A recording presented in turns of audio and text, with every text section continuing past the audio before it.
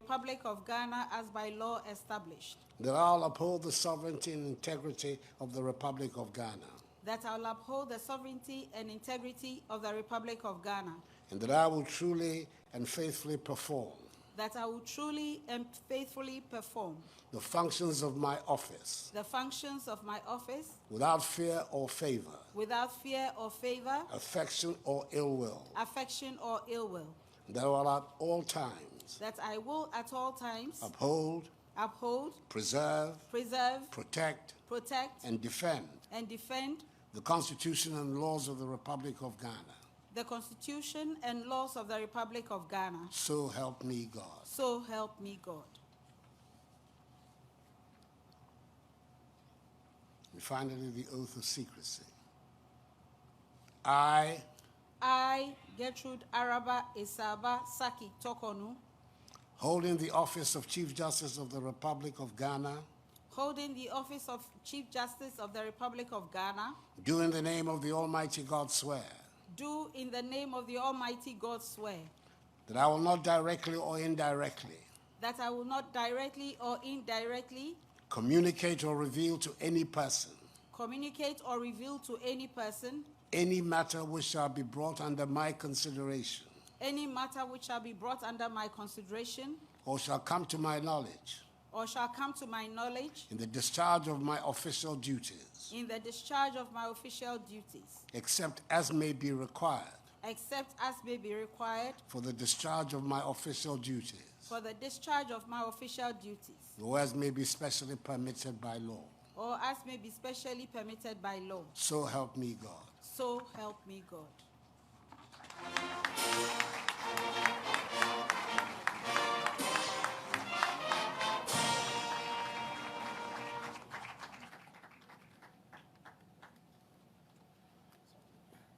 Thank you very much, Mr. President.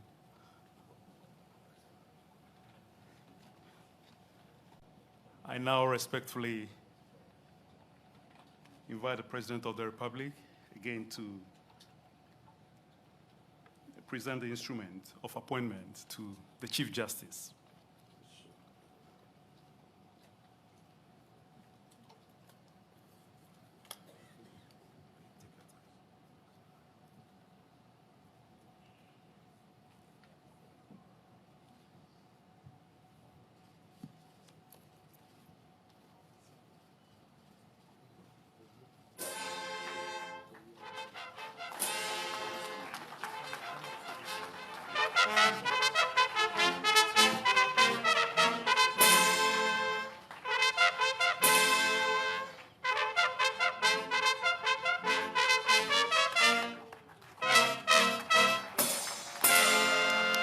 Loud round of applause to our brand new Chief Justice of the Republic.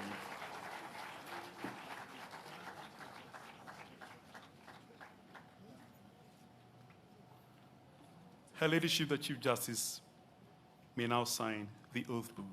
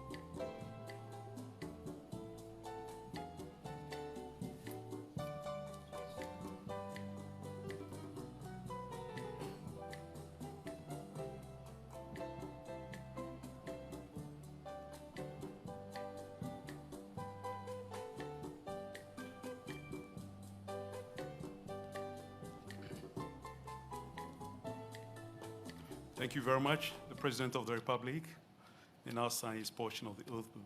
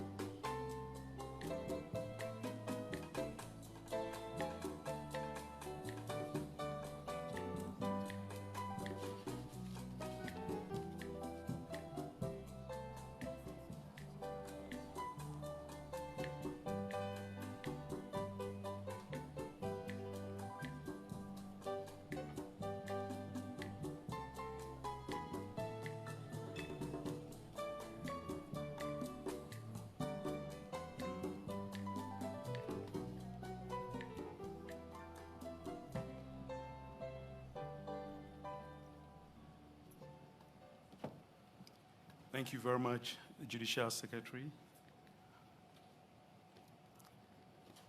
It is my pleasure and honor to invite the President of the Republic to address the Chief Justice.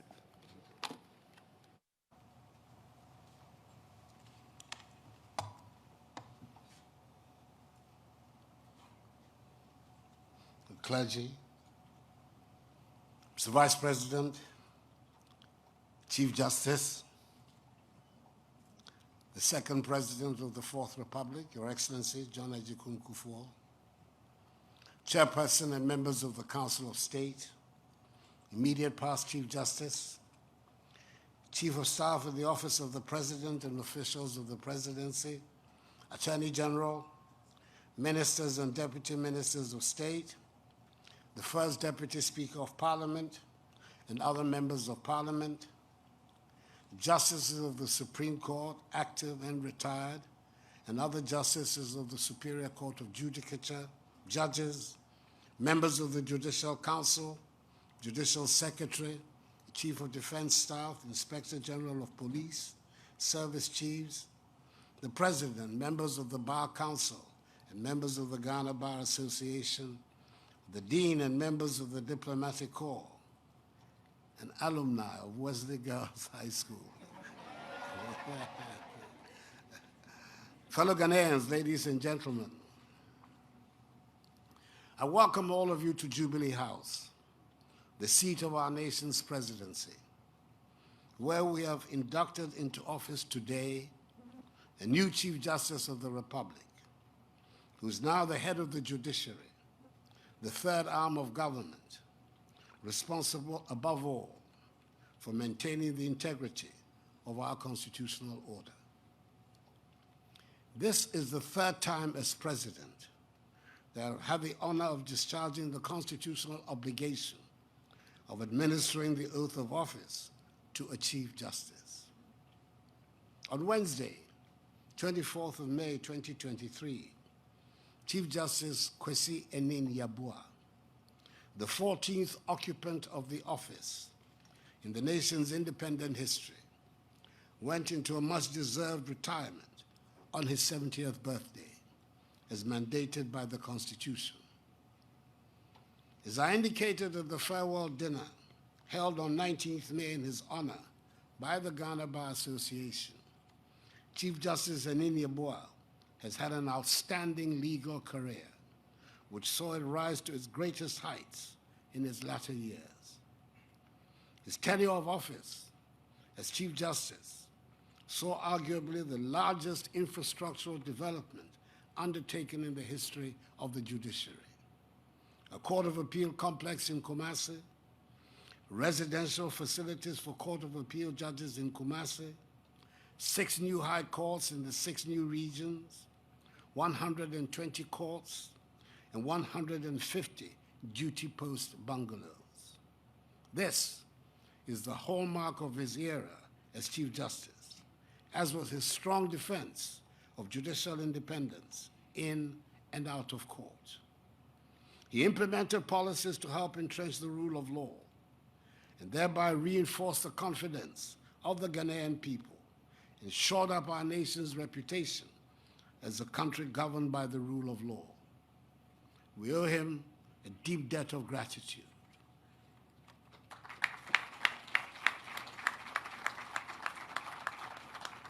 Let me also convey my appreciation to Justice Jones Duche and Justice Paul Bafo Boni for holding the fort, even if briefly, as acting Chief Justices during the period of the retirement of Chief Justice Enin Yeboah and the swearing into office today of Chief Justice Gertrude Araba Isaba Saki Torkornoo.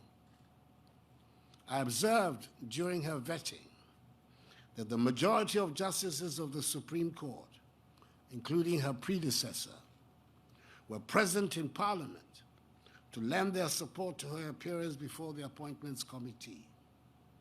This was an admirable gesture, and I'm hopeful that this same level of support will be forthcoming as she assumes the mantle of head of the judiciary. To her colleagues on the bench and to members of the bar, I urge your continued solidarity and cooperation with the new Chief Justice to promote the rule of law. That will be in line with the finest traditions of the bench and the bar and will help advance the welfare of our people. The institutions tasked by Article 144, Clause 1 of the Constitution to assist the President in the appointment of a Chief Justice perform their duties diligently. The Council of State, which continues to handle assiduously all matters brought before it, carried out its consultative function effectively. Likewise, Parliament effected expeditiously, on a commendable bipartisan basis, its constitutional mandate of approving the President's nominee, enabling this investiture ceremony to be conducted within 6 weeks of the nomination. Cooperation between the three arms of government, executive, legislature, judiciary, on the accomplishment of this sensitive appointment enhances public trust in the ordering of the state and the functioning of our democracy. Excellencies, ladies and gentlemen, it is essential for the development of our nation that the judiciary commands the respect of the population by the quality of justice delivery and by the comportment and conduct of its judges.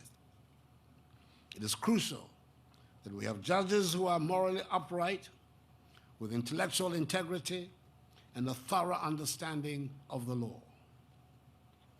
The choice of Mrs. Justice Gertrude Torkornoo as the 15th Chief Justice was not a particularly difficult one to make, in view of her level of qualification, the number of years served with distinction on the bench in the Superior Court of Judicature, totaling 19 years, initially in the High Court, then at the Court of Appeal, and finally at the Supreme Court, and the considerable experience garnered as a result.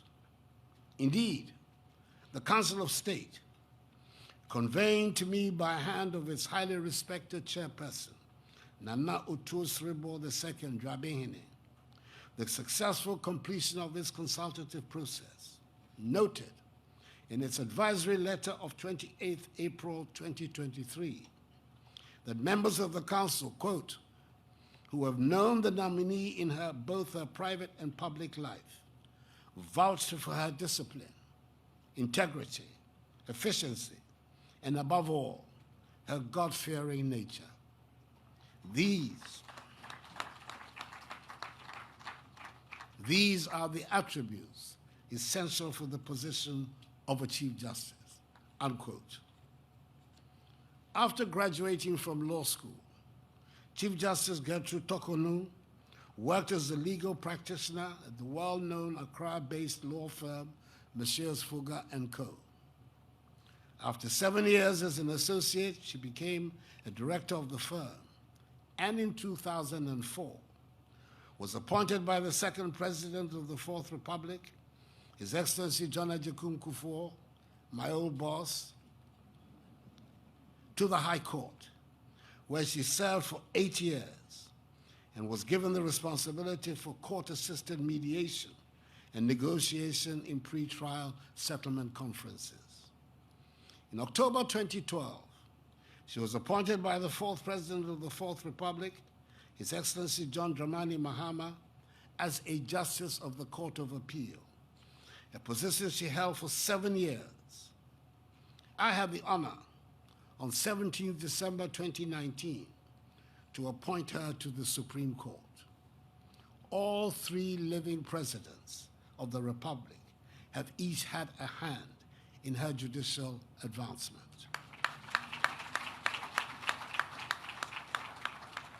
She has served as vice chair of the E-Justice Oversight and Implementation Committee, member of the faculty and governing board of the Judicial Training Institute, vice chair of the Internship and Clerkship Committee of the Judiciary, supervising judge of the Commercial Division of the High Court, member and chair of the E-Judgment Committee, member and chair of the Publications and Editorial Committee of the Association of Magistrates and Judges of Ghana, and member and chair of various ad hoc committees needed for the smooth administration of the work of the Judicial Service.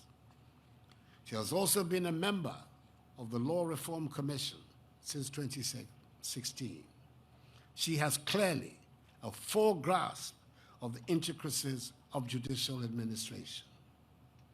I have no doubt that Chief Justice Gertrude Torkornoo will be an effective leader of the judiciary, zealously defend its independence, constantly uphold its dignity, and be a worthy successor to Chief Justice Enini Yeboah.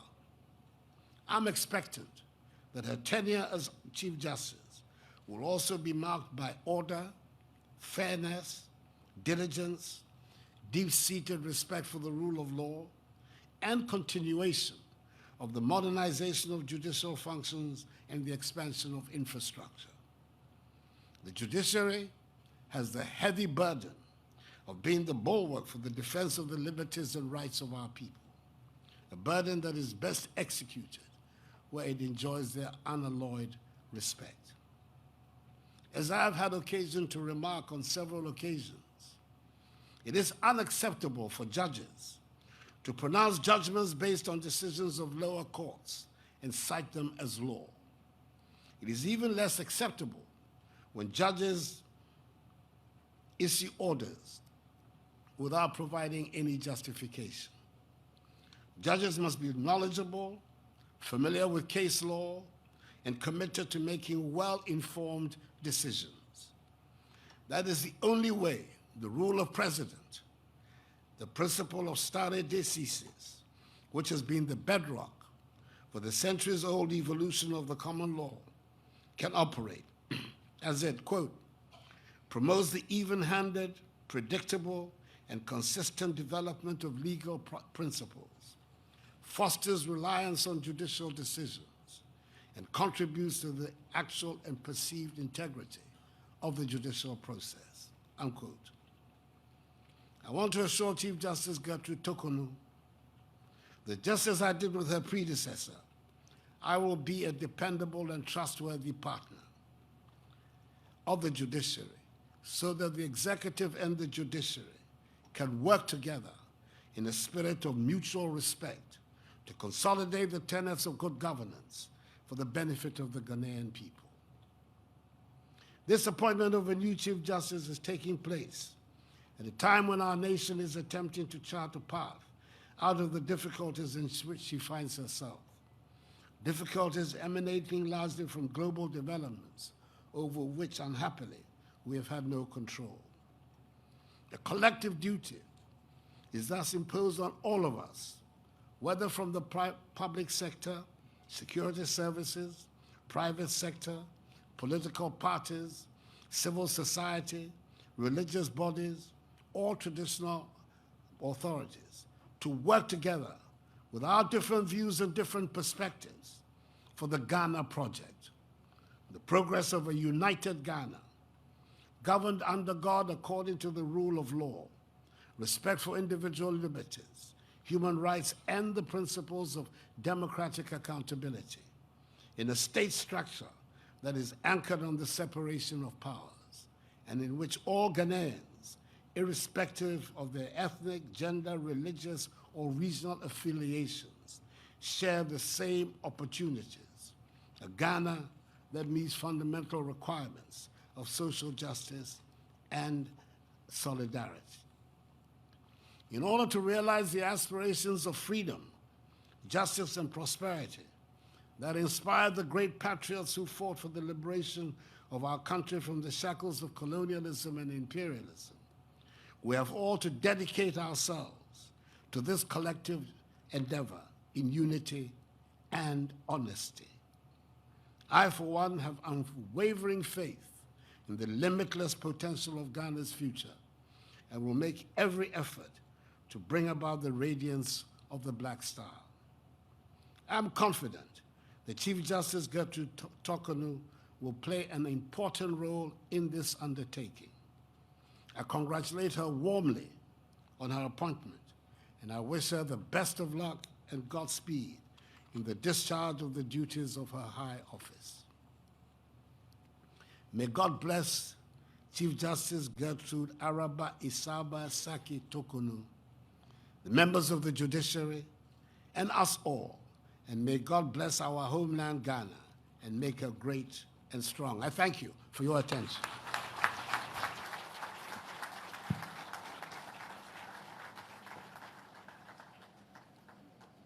We thank the President of the Republic for his address. It is my honor and pleasure to invite the Chief Justice of the Republic, the 15th Chief Justice of the Republic, to respond to the President's address.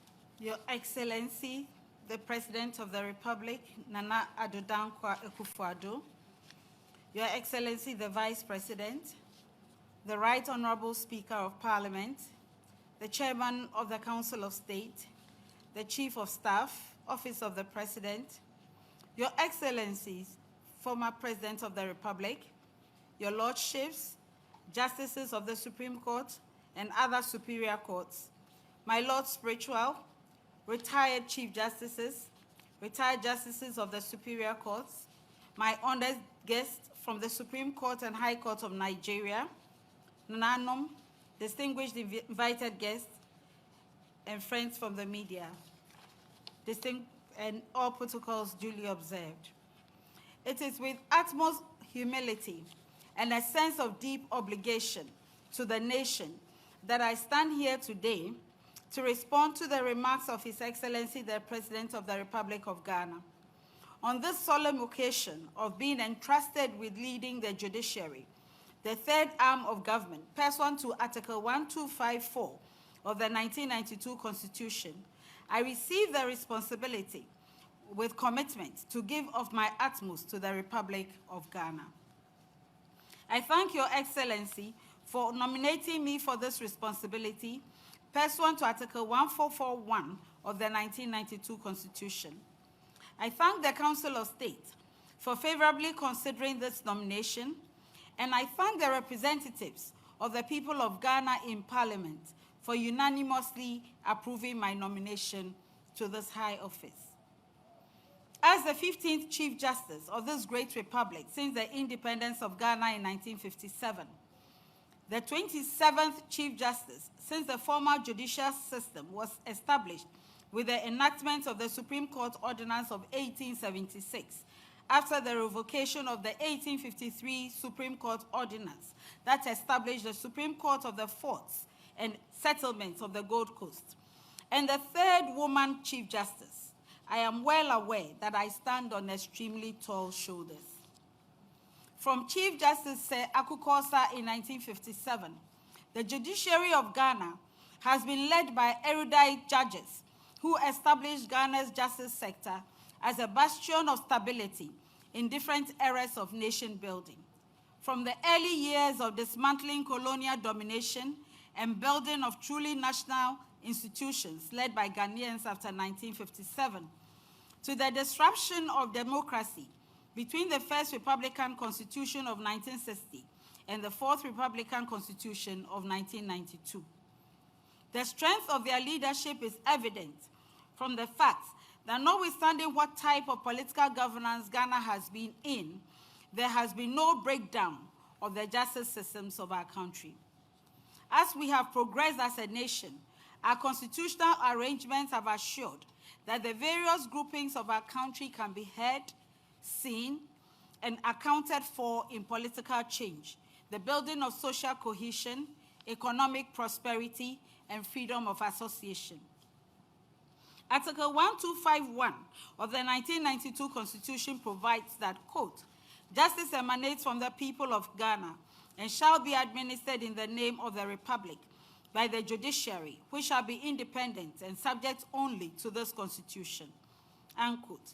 The judiciary, therefore, is a trustee of the carefully curated laws of Ghana, ranging in priority from the Constitution, enactments and statutes made by Parliament, orders, rules, and regulations made under power conferred by the Constitution, the existing law before 1992, and the common law of Ghana, which includes the rules of customary law of all the peoples of Ghana. In our role as trustees, we must be and are accountable for our stewardship of how we administer the body of laws handed to us through the evolution of rule-making bodies and norm development models of our country. Your Excellency, it is clear that the Chief Justices of this country have carried the mandate and obligation placed on the institution. In the recent past of the last 2 decades, I can refer to the leadership of Chief Justice Edward Kwame Redu, who is credited with the creation of the fast-track courts as a pilot to enhance efficiency in justice delivery, and the setting up of what is now known as a Judicial Training Institute for career development of judges and staff. Between 2003 to 2007, Chief Justice George Kingsley Akwa worked hard in the judicial reform agenda, which had by then become a global pursuit for many judiciaries. What has come to be known as the Lord Woolf civil justice reforms in England and Wales from 1999 are a well-known example of this tidal wave of judicial reforms. Under Chief Justice Akwa's watch, he started the establishment of specialized courts to bring enhanced attention to different needs of the investment and other communities, and vigorously pursued the automation of courts and capacity building of the judiciary and judicial service staff. He also commenced the mainstreaming of alternate dispute systems with specific rules of court.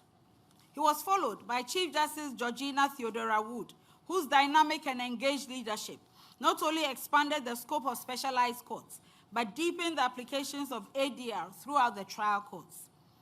She expanded the concrete facilities of courts by superintending the development of the facility currently known as the Law Courts Complex, touted then as the largest court facility in Africa. In the time of her stewardship, the judiciary experienced a focus on increasing the quality of scholarship in the work of judges and accountability in the administration of the judicial service of Ghana. The 2.5-year administration of Chief Justice Sophia Akuffo saw the feat of a Chief Justice who took time to visit every single court in all the regions of Ghana to undertake an audit of the state of our courts. That grueling circuit led to the development of the blueprint and prototype design for the construction of modern courts that is now being implemented. Between 2019 and 2023, Chief Justice Kwesi Enin-Yeboah tirelessly escalated that foundation by superintending over the construction of more than half of the 200 new courts that were assessed as needed to serve the needs of Ghanaians. In addition to this roll call of work, The rules of court were overhauled for all levels of court between 1996 and 2004. They continue to be reviewed regularly. This work, beyond aligning the rules of court with the Fourth Republican Constitution of 1992, has one overarching objective: to introduce efficiency and effectiveness into case management with strategic options that allowed courts to speed up adjudication without compromising the independence of judges as disinterested arbiters of the litigation process. Over the same period of the last 2 decades, the automation of courts has morphed into the digitalization of court processes that allow for electronic filing, electronic case distribution, creation of electronic dockets, and the conduct of virtual trials. So, Your Excellency, if we have been so busy, why are Ghanaians still feeling the pain and toll of inefficiency in delivery of court services?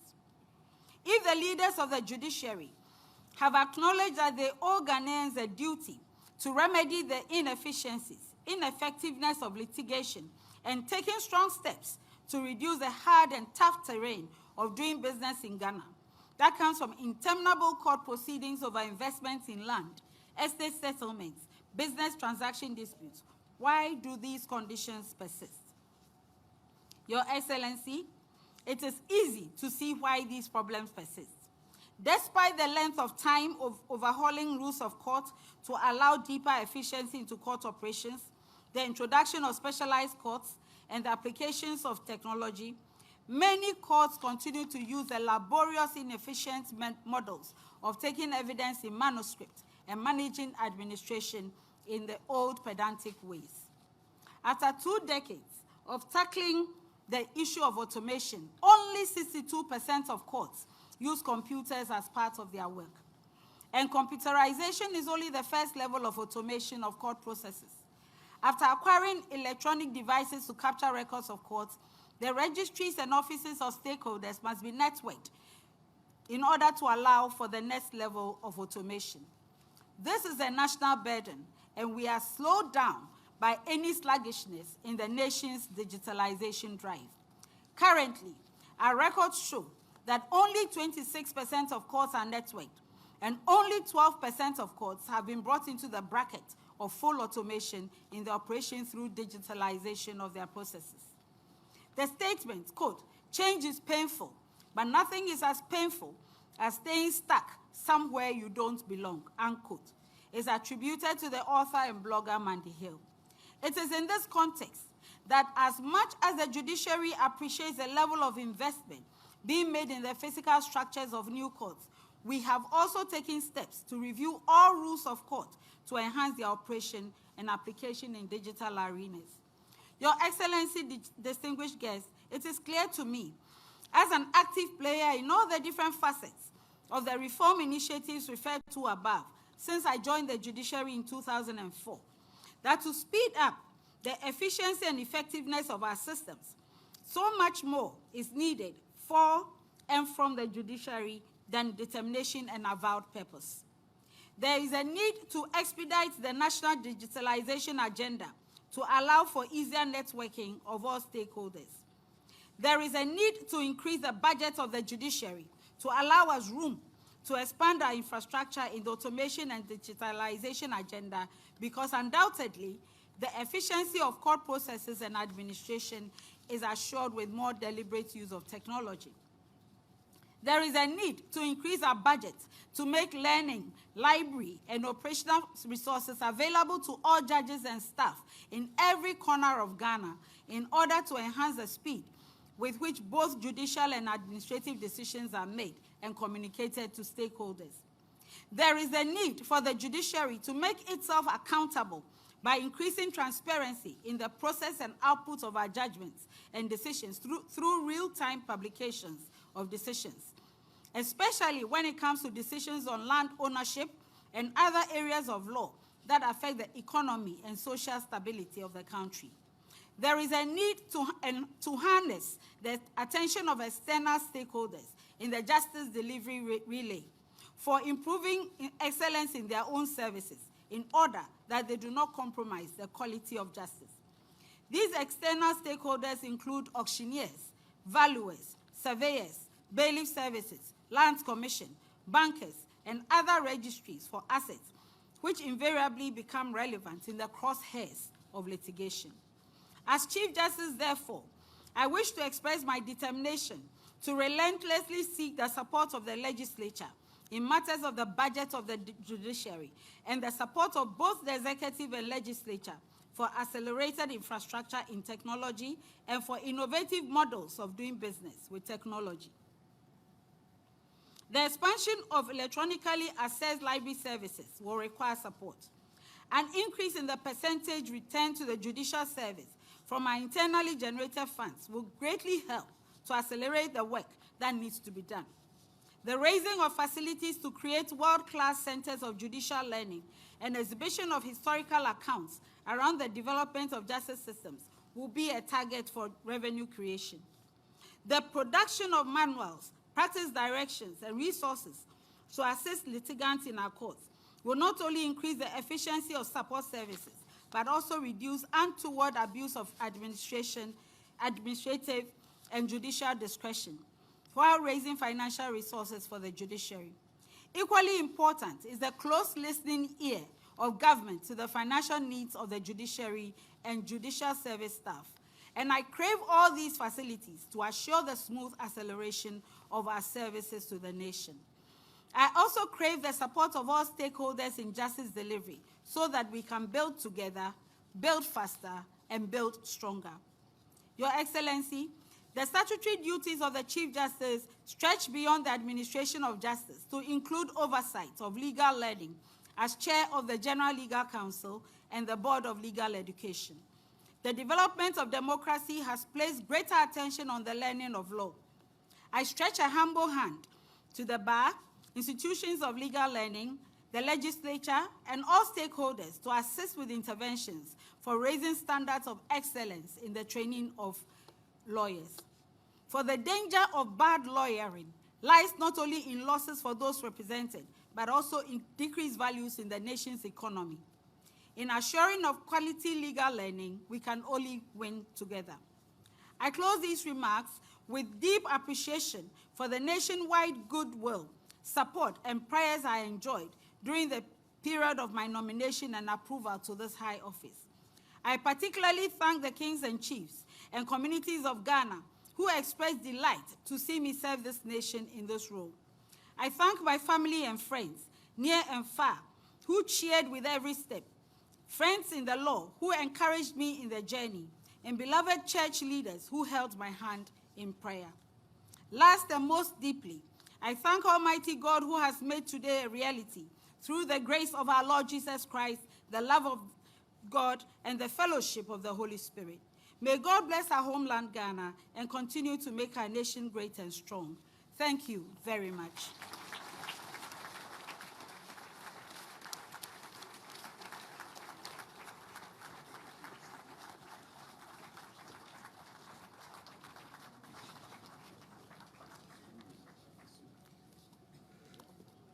A better round of applause to the first official speech by the third female Chief Justice of the Republic. We wish to assure the Chief Justice that the men are behind you solidly. We wish you success and Godspeed in your assignment. Ladies and gentlemen, may I also acknowledge the presence in our midst of the Chairman of the Council of Elders and leadership of the New Patriotic Party and other political parties represented here. And again, we have in our midst two distinguished personalities from the Federal Republic of Nigeria. They are here to solidarize with the new Chief Justice of the Republic on the occasion of her investiture. And so may I thank Honorable Justice Helen Oguimiju, JSC. If she's here, may she rise for us to acknowledge her. Thank you. And Honorable Justice Princess Oyebiola Oyemumi. Thank you very much. And Akwaba, welcome to Ghana. Distinguished guests, ladies and gentlemen, we've come to the end of the first part of this secret ceremony, and it is now time to have a photo opportunity, and we'll do it in an orderly fashion. So may I invite the Chief Justice of the Republic to join Mr. President. I think we'll do it upstairs. Yes, yes.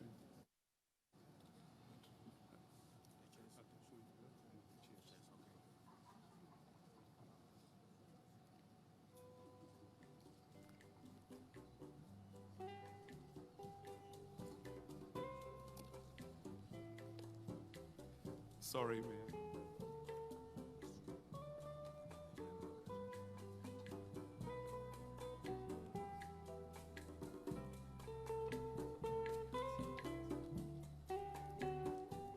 Thank you very much. Mr. Vice President.